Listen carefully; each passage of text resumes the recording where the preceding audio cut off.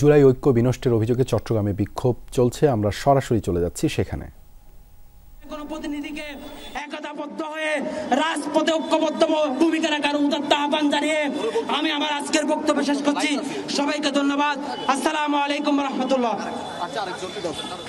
Stay সেফের double layer প্রোটেকশনই পিরিয়ডের heavy floor দিনগুলোতে আমাকে রাখে নিরাপদে। Stay safe.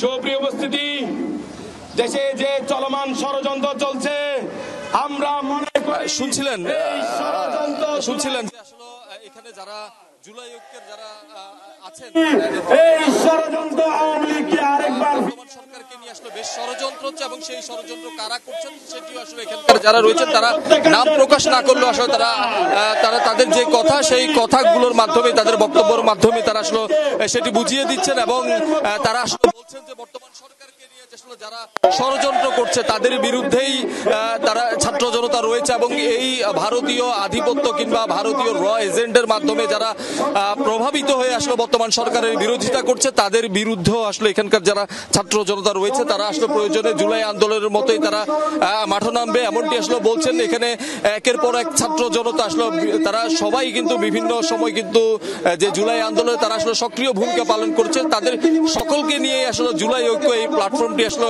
গঠিত হয়েছে, যেখানে আপবর সাধারণ মানুষও কিন্তু এখানে আমরা দেখেছি এই বিক্ষোভ সমাবেশ এবং যেই মিছিল ছিল সেখানে তারা এসেছিলেন এবং তারা একে একে বক্তব্য রাখছেন এবং তাদের যেই কর্মসূচি কিংবা তাদের যে বক্তব্য সেটি আসলে তুলে দিচ্ছেন। আমরা আসলে কয়েকজনের বক্তব্য একটু শোনার চেষ্টা করব। বর্তমান রাজনৈতিক দল এবং সাধারণ জনগণকে আমরা একটা মেসেজ দিতে চাই, আপনারা সবাই আবার ঐক্যবদ্ধ হন, অন্যথায় এই দেশ আবারও ভারতে চলে যাবে। আর তখন সবচেয়ে বেশি ভুক্তভোগী হবেন আপনারা রাজনৈতিক যে দলগুলো আছেন, তাদেরই সবসময় নির্যাতনের শিকার হতে হবে, সবচেয়ে বেশি নির্যাতনের শিকার হতে হবে।